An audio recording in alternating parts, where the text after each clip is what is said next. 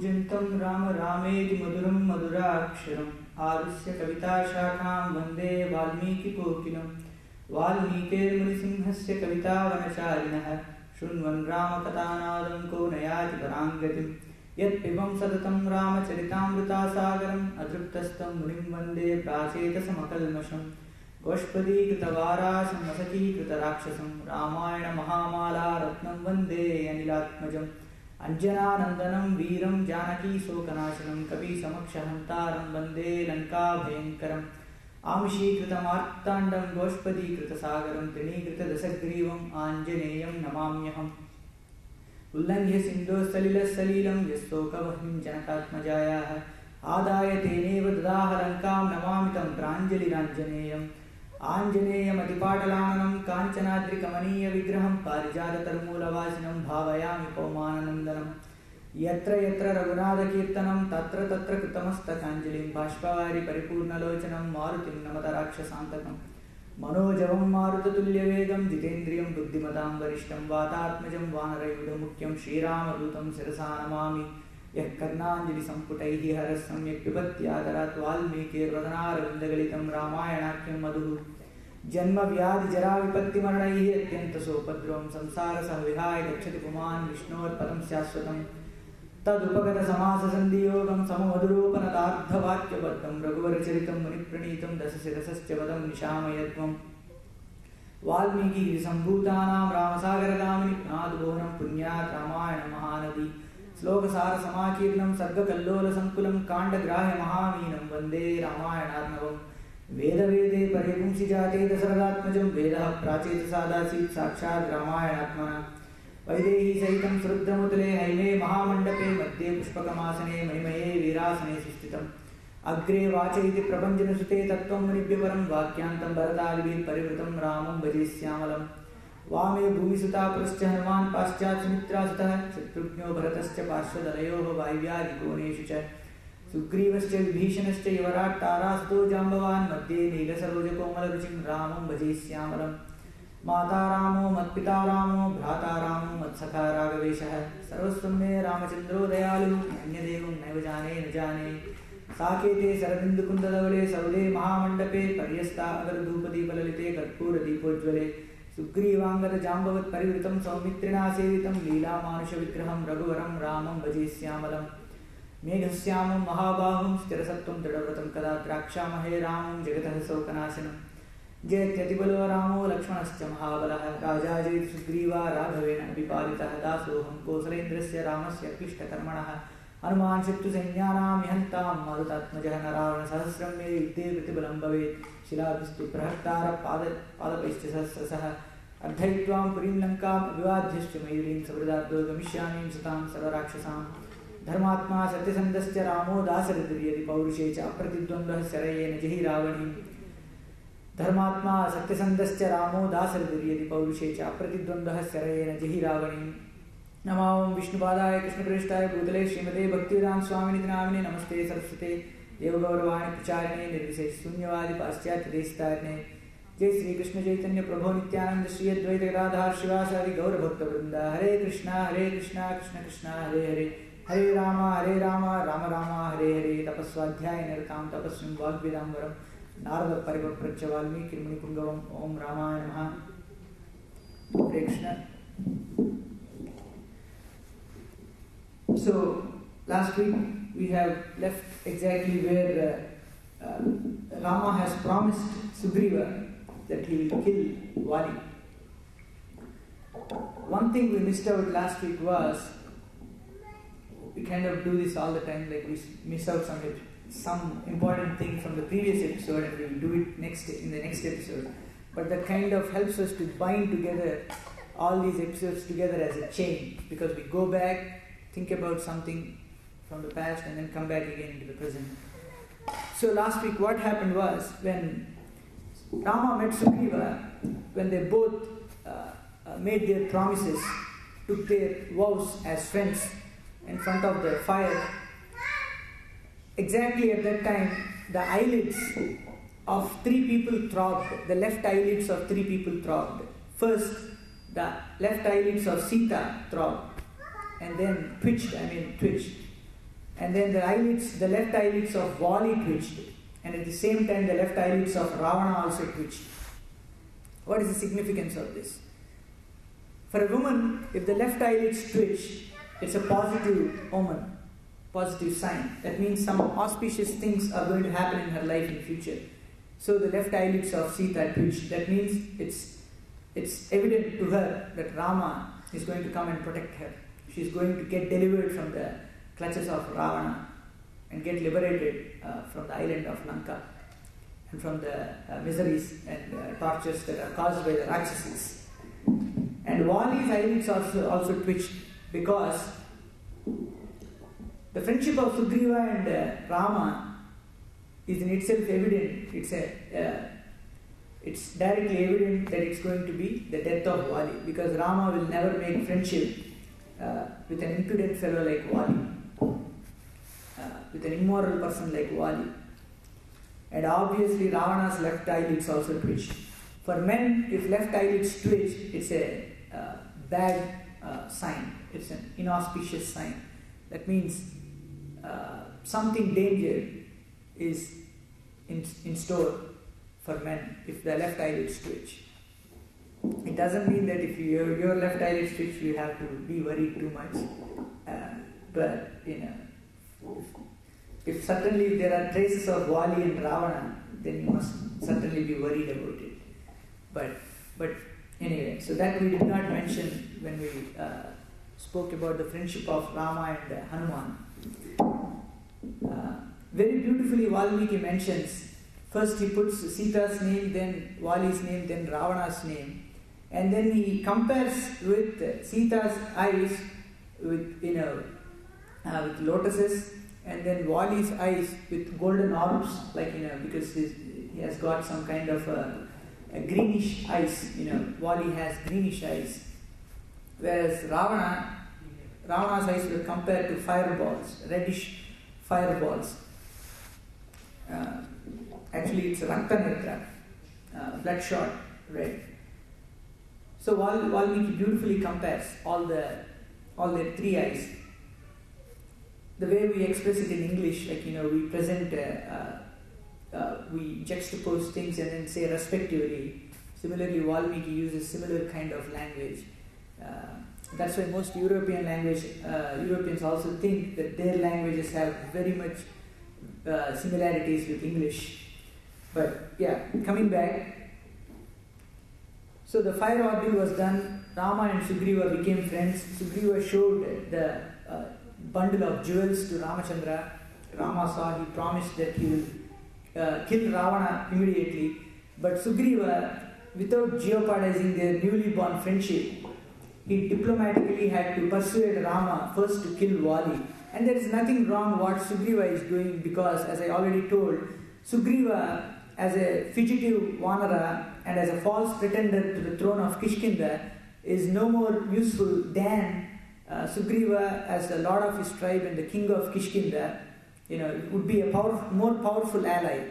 So that's why Sugriva persuaded Rama first to kill Vali. Not only that, if Sugriva launches an enterprise of searching Sita, who knows what path would Vali take? If he takes the sides of Ravana, it would be even more difficult, for the Vanara army to kill, to destroy Lanka and get back Sita. Considering all these reasons, Sugriva, a wise man and a cultured spirit, he persuaded Rama first to kill Vali, and Rama agreed. And he said, Sugriva, first I will annihilate all your sorrows. If you see the prayer that we did, Megasyama Mahabaham Sthirasatvam Didavratam Kada Drakshamahe Ramam Jagataha Sokanashanam. Rama is the destroyer of all sorrows of the world. So, Sugriva, I will remove all your sorrows. Today itself I will kill that Vali, show me that impudent fellow. So when Rama told this, now Sugriva, without offending the new friend, how would one cordially put a friend to test? Because Sugriva is well aware of the Vali's exploits and his strength. But at the same time, he had to test Rama's power. Otherwise, he is concerned, But without insulting or without causing any offense, how would one put a friend to test? So Sugriva with folded palms, he pleaded Rama. He said, "My dear Ramachandra, you are invincible, you are all powerful, but it is the power of my brother that causes me concern, that makes me a little bit worried. I will narrate you in detail the exploits of my valiant brother. My brother can jump from this point to the southern ocean in an instant and offer oblations at the southern ocean. And he can jump from the southern ocean to the northern ocean, and from there to the western ocean, and from there to the eastern ocean, and complete his early morning rituals and come back to Kishkinda. So swift is my brother's flight. I would like to tell you in detail how Vali offers his morning oblations. It is described in Uttarakanda. Since we won't do the Parayana of Uttarakanda, I would take some stories from Uttarakanda and embed within the first 6 kandas itself. Once upon a time, Ravana, after he fought with Kartavirya Arjuna, for those of you who don't know Kartavirya Arjuna, is a king who was killed by Parsurama. The Kshatriya race was, the impudent,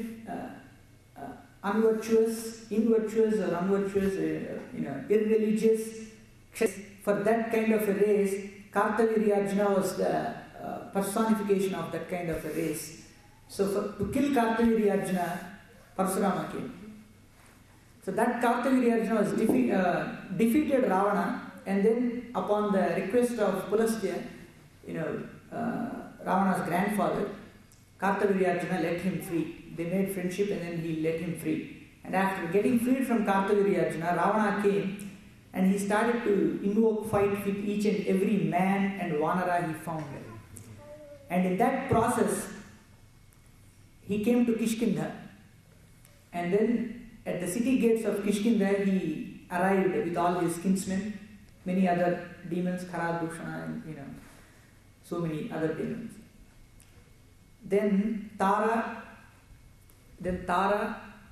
Vali's wife, and the captain Tara, the lieutenant Tara, there's a commander called Tara. He's a male Vanara, whereas Tara, Vali's wife, is a female. Obviously, there were no gay marriages at that time.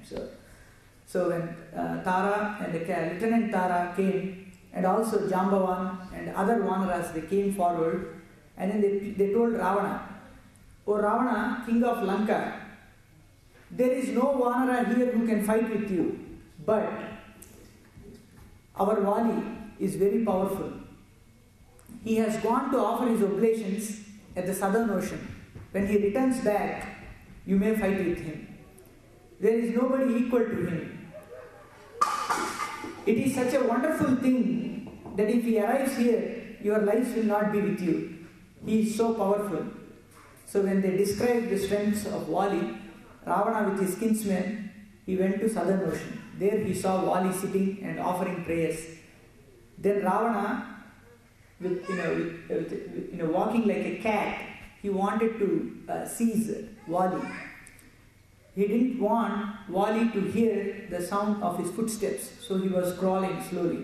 But Vali, with his eyes, he saw Ravana coming towards him, and he knew that this impudent Ravana is going to come to him and catch hold of him. Then he decided to catch Ravana. So he also acted as if he did not see Ravana. So when Ravana approached close to him, he at once opened his eyes, grabbed Ravana and put him in his armpits, and then he flew to the northern ocean. Then Ravana was terribly wiggling around and trying to get released from the clutches of Vali, but he could not. All the Devatas, Siddhas and Charanas blessed Vali for his act, for his heroic act. But then when he flew to the northern ocean, he offered his prayers there, and then he immediately went to the western ocean, and then he flew again to the eastern ocean with Ravana in his armpits. And while Ravana was trying to rip off the skin of Vali with his nails, still Vali clasped him tightly, pressed him tight in his armpits, and then he came and dropped him in Kishkinda, in the middle of Kishkinda. They approached a Upavana. There was a mini garden there within Kishkinda. So they landed in front of that Upavana. Then Vali looked at Ravana, and Ravana was too tired and dizzy because it's an aerial flight, and if you are not trained without proper paraphernalia to travel in the air, you get too tired. So Ravana was too tired, so he was dizzy. Then Vali looked at him and laughed at him severely because he thought, "Oh Ravana, you are so impudent that you came to catch me." And looking at Ravana's plight, Vali started laughing terribly. Then when Ravana saw Vali, then he came to his senses. Then he said, Oh Mahatma, how come you are so powerful? There is nobody in this universe who can attack me or who can do like this. You are very powerful, and I would like to know about you. Then Vali described his strength. I am the son of Riksharajas, and I am the king of Kishkinda. Then Ravana pleaded him to be his friend. Then they made friendship. He said, "My wife and my son would be, they are your kinsmen too. You have to have the same vatsalya that you have with your wife and your son, with my wife and my children too. And all the things that I have belong to you. And everything you have," he didn't say that, but all the things that I have belong to you. So let's make friendship. Then Vali embraced Ravana, so they became friends. And then he took him inside the cave. And there Ravana lived like Sugriva for a month. In Ramayana it said he lived like Sugriva. That means lived like his brother, lived like his own brother. And then he lived there in that cave. So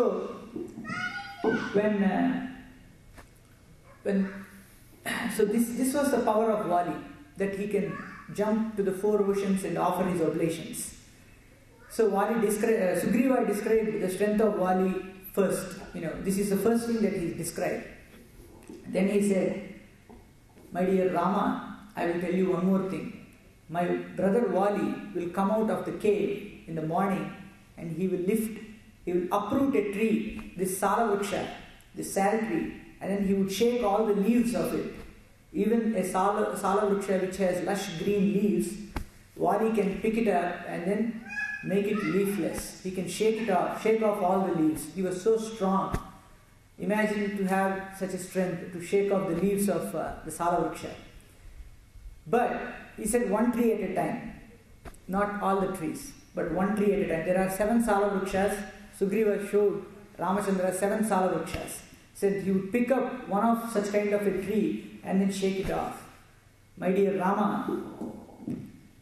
and also there once was a demon named Dundubi. He showed, you look at that mountain of bones, you look at that mountain like a skeleton. This is the skeleton of the great warrior Dundubi, Rakshasa. Dundubi was a Rakshasa. Once upon a time, this Dundubi went to the southern ocean and he demanded, "Give me a fight." He asked for the Yuddhadana. In those days they used to donate war also. Yuddhadana. He asked for a war.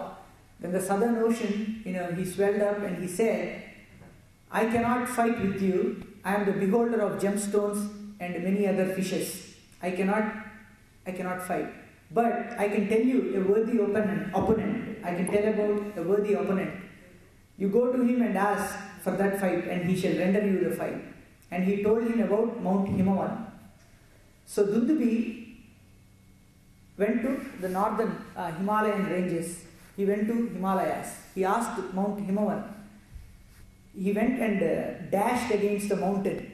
He crumbled all the rocks that were similar, like white elephants, all the snowballs, which were as huge, gigantic as elephants. He dashed to those mountains and then crushed all those rocks. And then he asked Himavan, "Come and fight with me." And then Himavan replied, "I am the shelterer of sages. On my peaks, many sages live here, and I am in association with such saintly persons. I cannot fight with you. But I shall tell you about a warrior who can give you a fight. There in the southern kingdom of Kishkinda, there lives a valiant warrior, namely Vali. He is the son of Riksharajas. You go to him and ask for a fight. He will scratch your back and relieve you of all your itch to fight." So he said so. And then Dundubi happily gushed towards Kishkinda. He came at the gates of Kishkinda, the gateway of Kishkinda, and he started to make a big clamor. and blaring noise. Then Vali was amidst of, with his women folk and Sugriva. They all pleaded him not to go, but Vali came out of the cave and he saw Dundubi. Then Dundubi asked, "Oh Vali, why are you resting in the cave? Come and fight with me." Then Vali looked at Dundubi and said, "Dundubi, are you tired of your life? If not, go back and save your life." Then Dundubi got angry and he said, "It is not apt of you to speak like this in front of your womenfolk, but I can understand that you are drunk too much. Okay, tonight you can go back, have your merry, with all your wives, and live happily to this night with your children, drink heavily, and then come tomorrow for a fight. And it is also not right to fight with a warrior who is drunk. So I shall not fight with you now. Tonight you rest in your cave. Tomorrow you greet all your friends, embrace them, you give all the gifts, jewels to all your kinsmen, and bid them adieu, and then you can come tomorrow. But tonight I will let you live with your kinsmen." When Dundubi spoke all these terms, Vali looked at him and laughed and said, "Dundubi, these drinks that I have taken, these are the drinks of a warrior, and I am not worse for a drink. I can come and fight with you right away. And for fighting, there is no time like now, right now. So I'll come and give you a fight." And then Vali dashed towards Dundubi. And he caught hold of the horns of Dundubi and then started fighting. His fists were pounding Dundubi. And then he hurled Dundubi. He caught hold of the tail, and then he whirled around in the air and then flung Dundubi onto the ground thrice. And then Dundubi's blood started to gush out from the ears of Dundubi, and it started also to flow from all the 9 holes from the body of Dundubi. Then finally there ensued a great battle between Dundubi and Vali, each of them pounding each other. Vali's fists were coming down like thunderbolts on the head of Dundubi. Then finally Dundubi left his life. Then he caught hold of the tail of Dundubi, and then he flung it to a yojana distance. When Dundubi's carcass was flung to a yojana distance, the carcass flew and then it fell at the hermitage of Matanga Maharshi. And when the body fell down there, a few blood drops were carried away by Vayu into the hermitage of Matanga Maharshi. And a few blood drops fell on him, and then he got up. He was loathing in anger. He came out of his hut, and then he saw the bleeding carcass. Then he pronounced a curse, saying that, "Who is that impudent fellow who has flung this bleeding carcass here and desecrated the holy spot? I curse him today, now and here, that if he enters the precincts of this ashrama, his head would burst into pieces. And today is the deadline, and today is the last day for all his kith and kin to move away from here. Any of the friends of Vali who stay here in this forest, who are living on the roots, tubers and fruits of this forest, should get away from this forest and go back to Kishkindha. Today is the deadline, today is the last day." And when all the monkeys who have heard this, they trembled in fear. They started to run away. They went to Kishkindha. And when Vali saw all his kinsmen coming away from that hermitage, Vali questioned them, "Why do you guys left Matanga Maharshi's ashrama? Why are you here in Kishkindha?"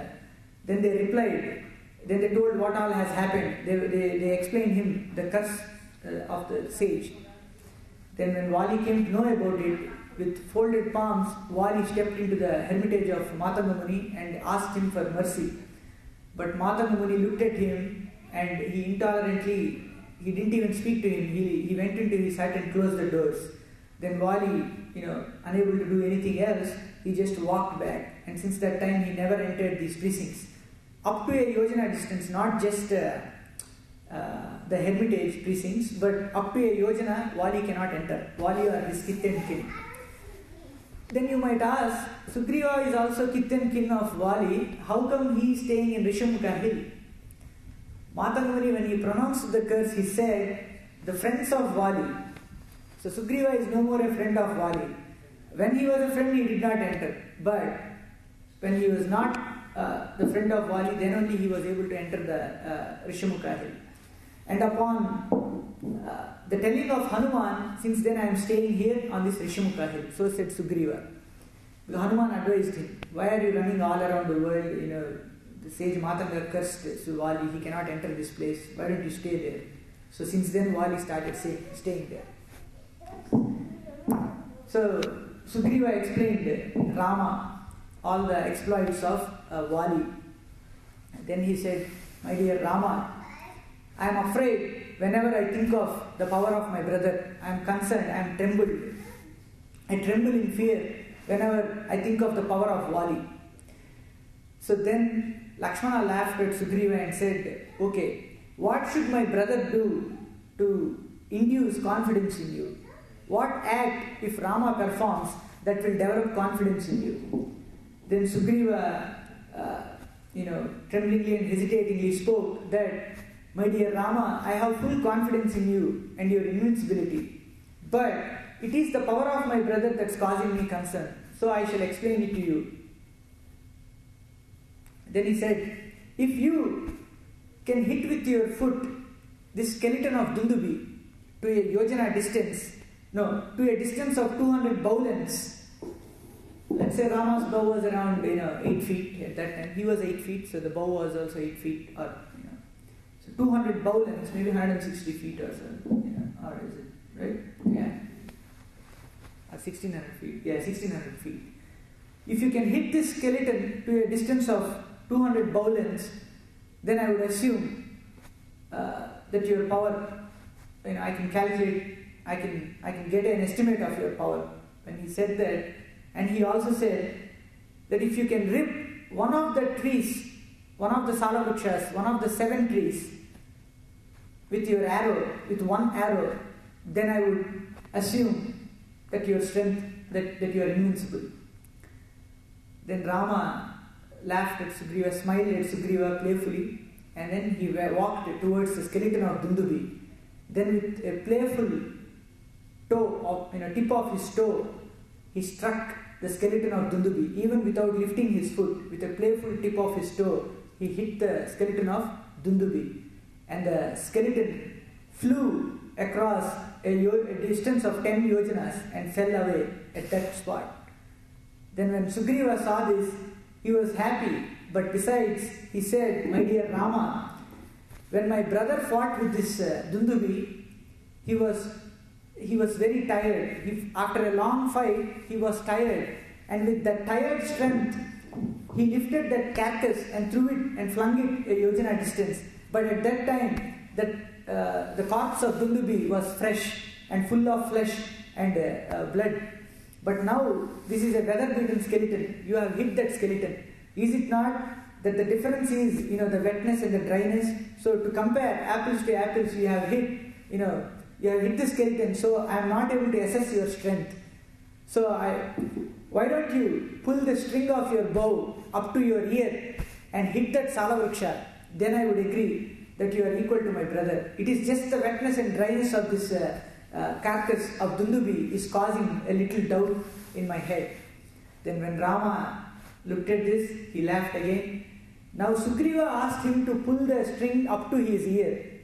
Rama straight away did not pull it up to his ear, but upon Sugriva's request, because Sugriva is telling us that you are all powerful, you are omnipotent, you have everything, you can do anything. I am asking you to do some silly things and you are doing it.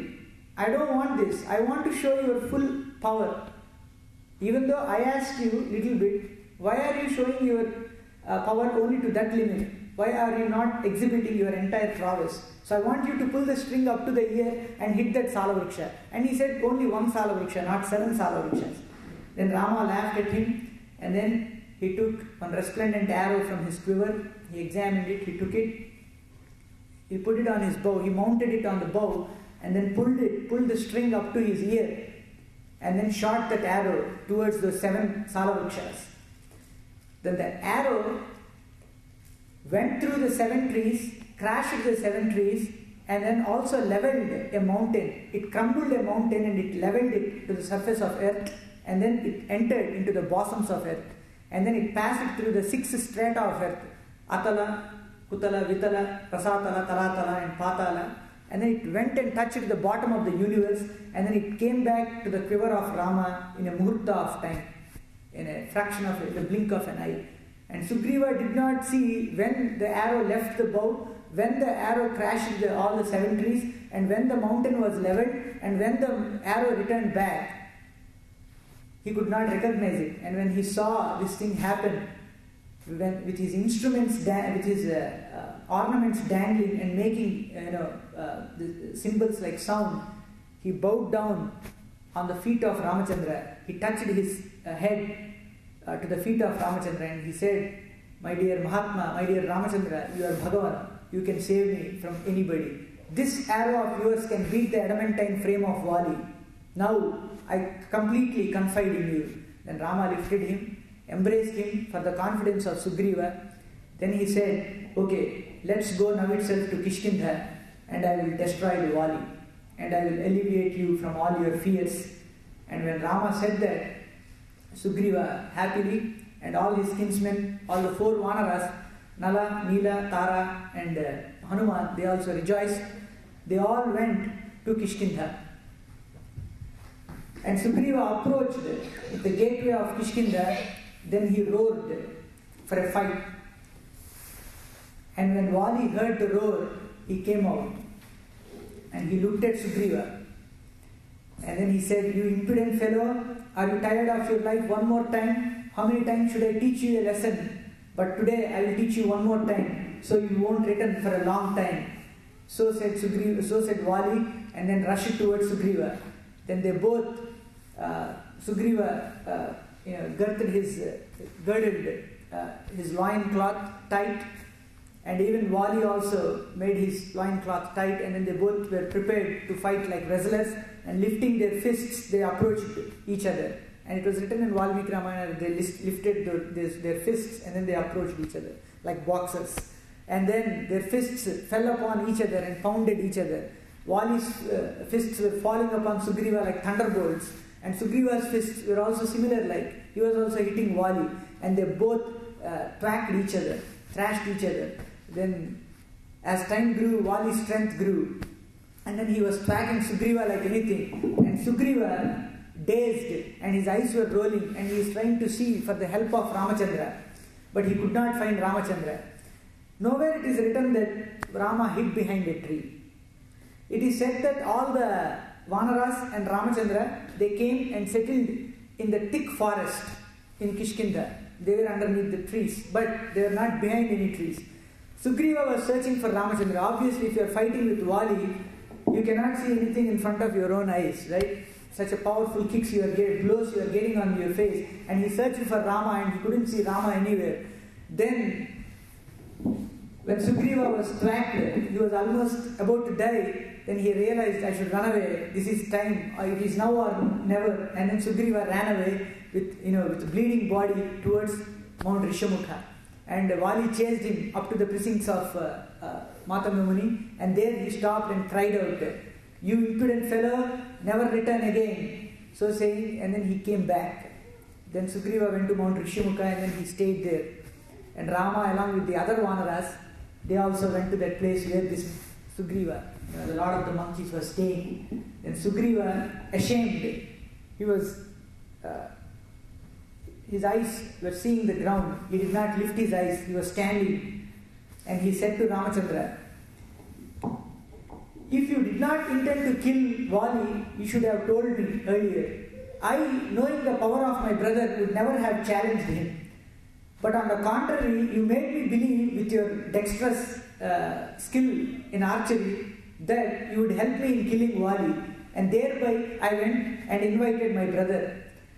It is a surprise to me that I am still alive. That I underwent such a drubbing from my brother that I am surprised that I am still alive." Then when he said this to Rama, Rama looked at Sugriva and said, "Sugriva, my dear friend, the reason why I would not let the arrow loose, unless the arrow is because, I will explain it to you in detail. Listen to me. You and your brother, in your clothes, ornaments, and in your movements, and in your appearance, looked alike, like Ashwini gods, like the twin Ashwini gods. I could not recognize, I could not differentiate between you and Sugriva, between you and Vali. And that is the reason why I did not let this arrow go. Had I have shot this fatal arrow, and if it had injured you and killed you, it would have been a terrible sin committed by me, for you are protected by me. To kill a person who is under your protection is the greatest of all sins, and I would never dare to commit such a sin. And this is for one reason why I did not unleash my arrow, Sugriva. But believe me, you identify yourself now that you are not Vali. Let Lakshmana fetch that Gajapushpamala, that creeper, that flowery creeper. Lakshmana, go and fetch it. Bring it here and tie it around the neck of Sugriva. And with that, I would be able to identify who my kinsman is from Vali. And then I can easily destroy that Vali today. And Sugriva, trust me, today you will see Vali rolling on the ground, dead. Then when Sugriva heard this, he was happy. Lakshmana went and fetched it's called Gajapushpamala. It is a big creeper which has flowers, elephantine flowers. And then he took that creeper and then wrapped it on Sugriva's neck. And now Sugriva appeared like a sun in the midnight and stars encircling him. That's the same analogy that Valmiki gives. Because sun in the midnight indicates that the present king will be destroyed and Sugriva will shine upon that kingdom, And then he will be surrounded by stars such as Hanuman, Tara, Jambavan and others. So Sugriva, now with that Gajapushpamala, shined like the resplendent sun, and then he started walking towards Kishkindha one more time into the clutches of Vali. People say that Rama did not unleash the arrow because Sugriva did not honor Lakshmana in the beginning when they both came to Kishkindha. Sugriva cut down a sala vriksha and gave it as a seed to Rama, but he did not honor Lakshmana, right? So that's why Rama had to teach him a lesson, something like that, they tell like that. But all these great characters of Ramayana, Sugriva, Jambavan, even the Rakshasas, they all saw Rama with their own eyes. They are all great characters. And Sugriva has been described as a cultured spirit. He knows what to do. So it is not a good idea to comment on Sugriva's character. But here, Rama felicitates Sugriva on the other hand with a Gajapushpa creeper, with a flowery creeper.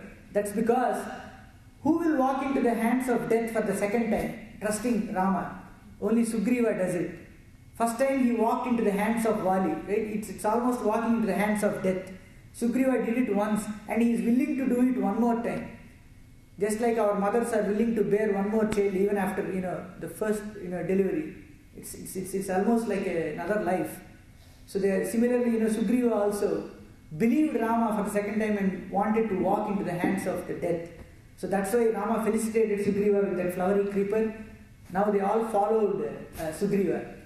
Here it is said that they are the followers of Sugriva. Valmiki mentions that they are the followers of Sugriva because he trusted the Lord so much, and then he started walking towards Kishkindha. Then they saw crystal clear lakes, Sarasa birds, Karandava birds, and many other herons and many different kinds of birds and deers. And Rama also started to walk behind Sugriva and he saw the beauty of the forest. And at the same time, Rama saw a thick forest in which all the birds and deers, they were trapped inside, but they were living happily. And a glowing flame was observed from that distance. And Rama asked Sugriva, "My dear Sugriva, what is that hermitage? What is that place? It has a divine aura around it. May I know what it is?" Then Sugriva, not even turning back, he turned like this. He just turned the head and replied, "O Rama, that is the place of the Saptajanas. There lived once upon a time 7 great rishis who performed austerities for a long time. They breathed only air, that too once in 7 days, and that was their food. And you can look at the column of smoke that is above all those trees, like a mountain glowing with flame on top of it. that column of smoke in the color of a brownish pigeon, grey and brownish pigeon, it is emanated from the altar of fires that those sages used once upon a time. They used to sleep on water, and they are called Saptajanas. They used to do their penance in a yogic posture, which is Sirshasana, like head downwards and then legs upward. And they used to do their penance in such way. And after 700 years of such penance, they left to the greater abodes. And that is the place of the Saptajanas. You, along with Lakshmana, bow down and take their blessings. And Sugriva informed even that, because Rama is his friend and he will tell him all the good things that needs to be done. And Rama, along with Lakshmana, bowed down in front of that hermitage. This is also a sign that Rama is going on to perform a task, and the appearance of a Mahatmas, the place of Mahatmas on the way is a auspicious sign.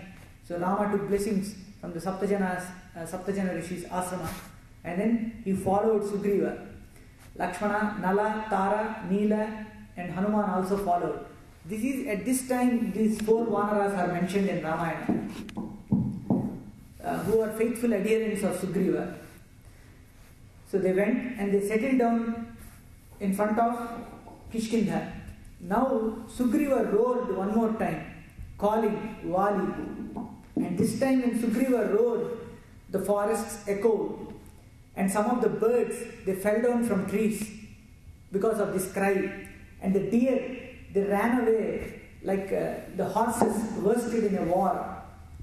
And the cows, they also flee as if they belong to a king who is not virtuous. In that same way, Valmiki mentions. And when Sugriva roared, Vali got up to his feet one more time with his golden pendant, golden chain on his chest. He got up and he was about to start. Then Tara stopped him. My dear husband, do you not see a difference in the cry of Sugriva this time? Do you not see a certain amount of confidence in the voice of Sugriva? Do you not see in that cry he expresses that he is now not unprotected? Now he is protected by a valiant and that all-shelterer Rama. My scouts, yesterday, the scouts of Angada, they discovered that Sugriva made a rendezvous with the Ikshvakus. The Ikshvakus are the sons of Dasaratha. They are Rama and Lakshmana. They are glorious warriors. And that Ramachandra, he is all-knowing and all-powerful, and he is a shelter giver to all those sages. Nivasa vriksha sadhunam apannanam paragatihi artanam samshrayaschaiva yasasascha eka bhajanam. She says that Nivasa vriksha sadhunam, for sadhus, he is a shelter-giving tree. Apannanam paragatihi, for those who are in distress, he is a pleasing talker, and he alleviates all that pain. Artanam samshrayaschaiva, and he services all those people who are seeking help. Yasasascha eka bhajanam, and for glory and grace, he is the only abode, and there is no other tree like this. O Vali, why did Tara compare Rama with a tree? Because the tree never asks, what is your name, what is your whereabouts? It just gives the shelter first, in the shade, then it offers fruit and honey to the person taking the shelter. So, she compared him with the tree. Then she also continues, Jnana Vijnana Sampannaha.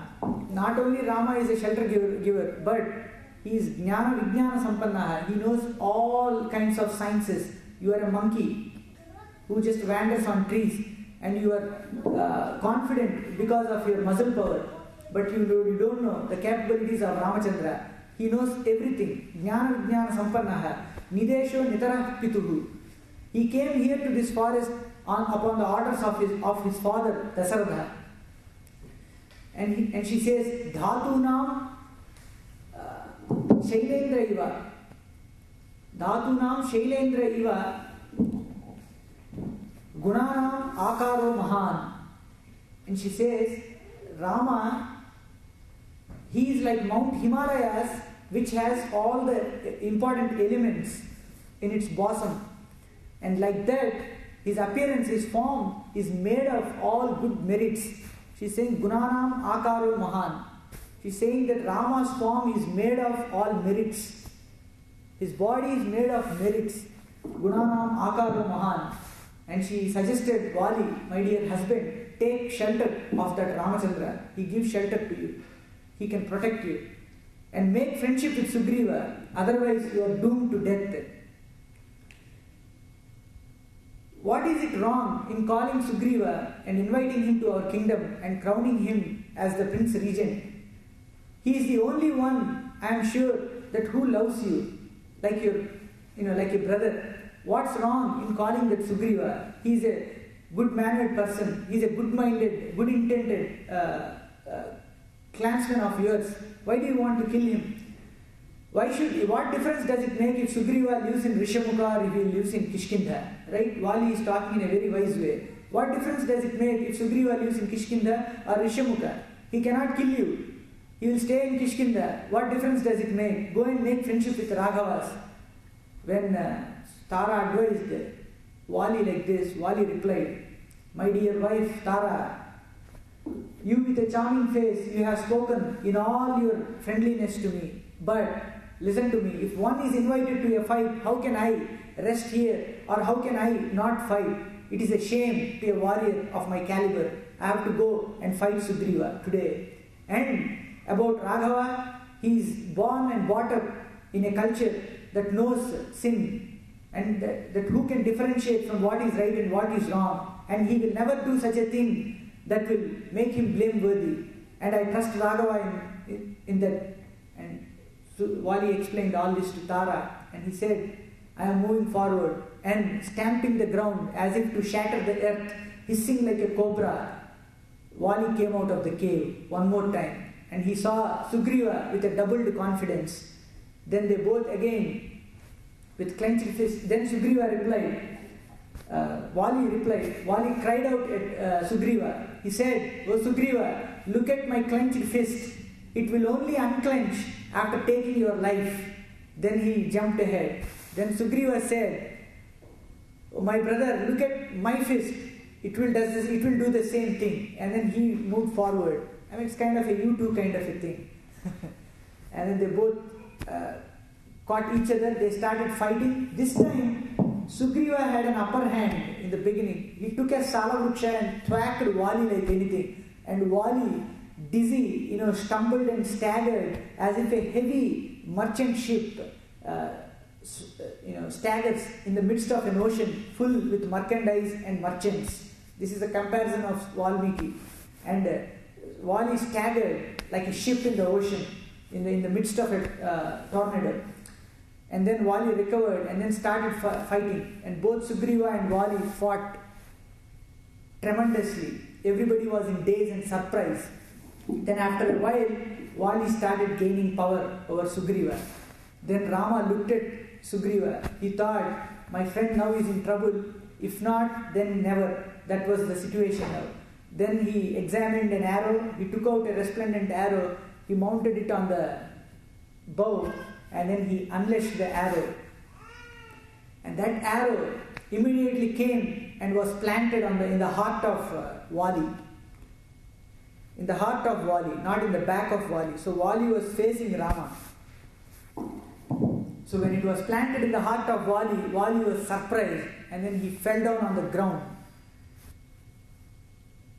Should we continue or this is a good time to stop? Okay, Vali fell down on the ground, rolling. Then he was wiggling in pain. Then Rama, Lakshmana and the other Vanaras approached slowly towards Vali. Then Vali on the ground then looked at Ramachandra. Then he questioned. First he starts, Tvam Naradhipate Putraha Priyadarshanaha. He says, O son of the king Dasaratha, O Prince Rama, Priyadarshanaha, who with a sweet face. Do you talk like that to a person who killed you, who almost planted an arrow in you? But Vali is talking like that. Tvam Naradhipate Putraha Priyadarshanaha. Then he says, Kulinaha Sattva Sampannaha Tejasvi Charitavrataha Yashasvi Jnana Sampannaha. No. कुलीनः सत्त्वसम्पन्नः तेजस्वी चरितव्रतः रामः करुणवेदी च प्रजानां च हितेरतः. Says कुलीनः सत्त्वसम्पन्नः, you are born in a virtuous clan. Sattva-sampannah, you are full of virtues. Tejasvi Charitavratah, you are resplendent and you have a good history. Ramaha Karunavedi, the world knows you as a compassionate person.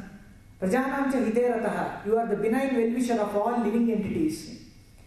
Sanukrosho jitakrodo samyagno dadavrataha iti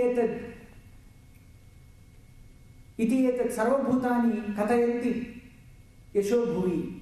Like this, all the living entities are praising you, are telling about your stories. This is your glory. Sanukrosho jitakrodo. You are compassionate. Samyagno dadavrataha. Once you are determined to do a task, you will never step back. Such is your determination. And like I have heard all these stories from people. Rama was not even 38 years old by this time when Vali was talking this. And already his fame and glory spread across the universe that even a monkey in the forest knows about his strength. So Vali is praising him, and when he praised him, first he praised Ramachandra. He didn't say anything first bad. First he praised Ramachandra. Then he said, "For you, is it meet and right to kill a monkey? That too when I am engaged in warfare with another. Is it right on your part to unleash an arrow when I am not fighting with you? What wrong did I do? Did I come to your kingdom? Did I do any mistake in your kingdom? Usually, the enmity between men arises because of gold, land, and some other things. But you and I do not have anything like that. But still, you have punished me. What is the reason? And if you had asked me to fetch Maithili, I would have gone and dragged that Ravana within one day, and I could have also bought Maithili for you. But you never approached me." Like that, Vali, and he said, "An elephant called Rama today snapped off the rope called tradition and transgressed the path of virtue and came and killed me. A serpent called Rama killed me today." Like this, Vali started accusing Ramachandra. Then in the end, Vali says, "Like this, in future, the world may blame you." Vali is not blaming directly. He says, "Like this, in future, the world may blame you. Is there an explanation for this with you? Can you explain me for the deed that you have done?" He had asked a question. So then Rama replies to Vali. Then he says, "O Lord of the monkeys, you who are untrained in culture and spirit, you who do not have a master, you who do not listen to elders and the wise, how can you blame me with a childish nonsense?" Right? You blaming me is a childish nonsense, because if there was a righteous person in Kishkinda, they could have definitely stopped Vali from saying, "You cannot usurp the wife of your brother."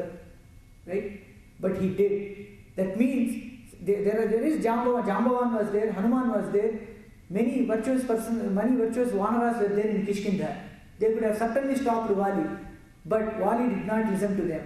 So that means that you did not listen to your elders and the wise, and you have usurped the wife of your brother.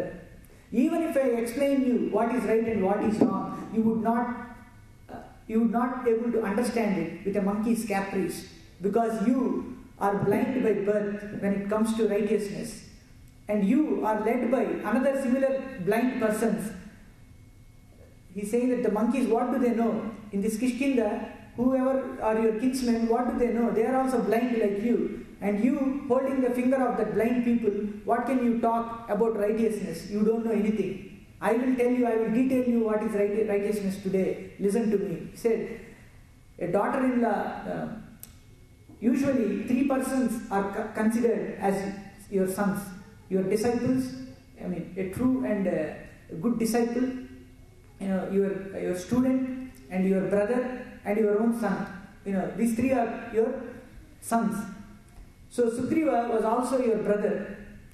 He was a son to you, but you kicked him out of the kingdom and usurped his wife Ruma, who was like a daughter-in-law to you. You transgressed the path of dharma. You behaved like a beast. You have no culture, and for this reason I can kill you. And you said that I have not entered your kingdom. O foolish Vali, listen to me. This entire forest, with all the birds and animals, and with the lush green forest, trees, lakes, and all the birds, this entire thing belongs to the kings of Ikshvakus. The Ikshvakus own this planet Earth. Everything belongs to them. And the current day king is King Bharata, my brother. And he is ruling the entire planet.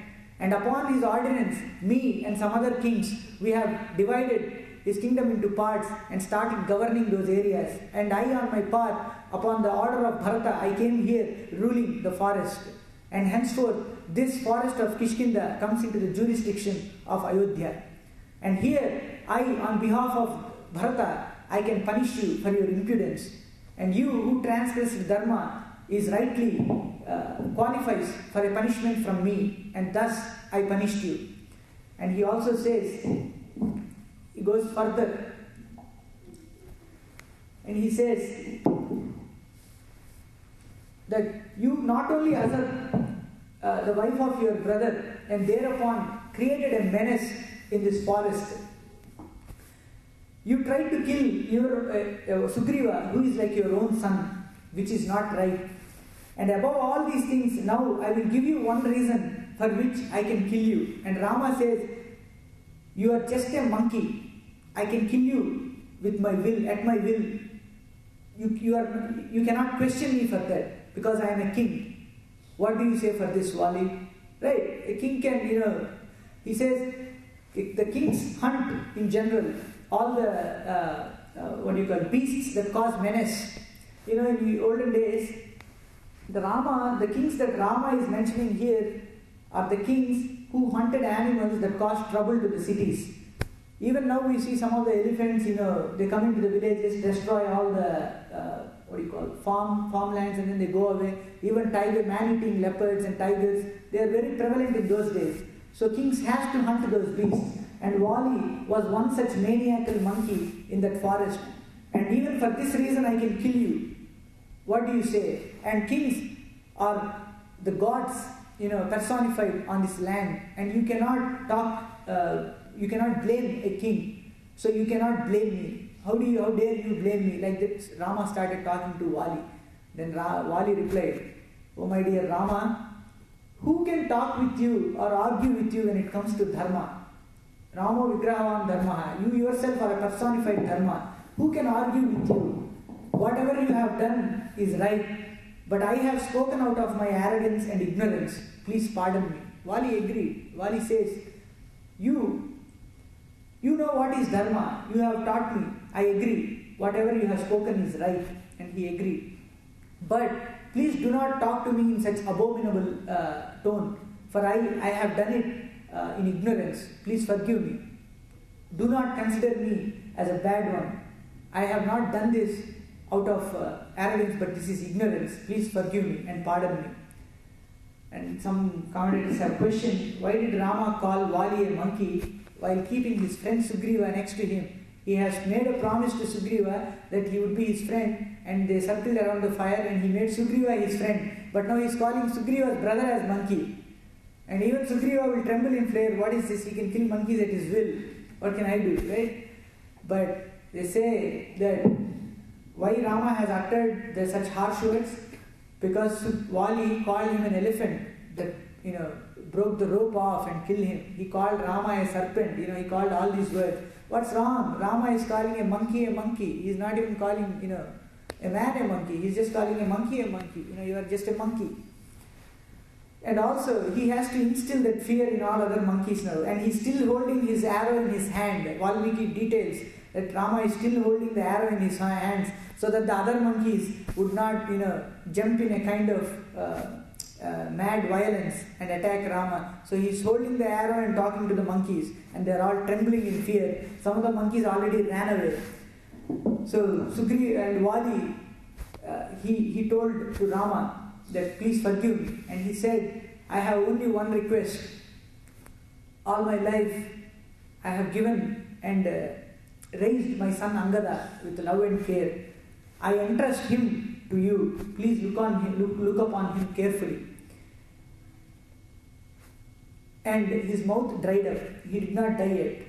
So should we continue and But it's a long story. I mean, Tara has to come, and then there's a long, more discussion. So we'll continue in the next week. Mangalam Kosalendraya Mahini Gulatmane Chakravarti Tanujaya Sarvabhaumaya Mangalam.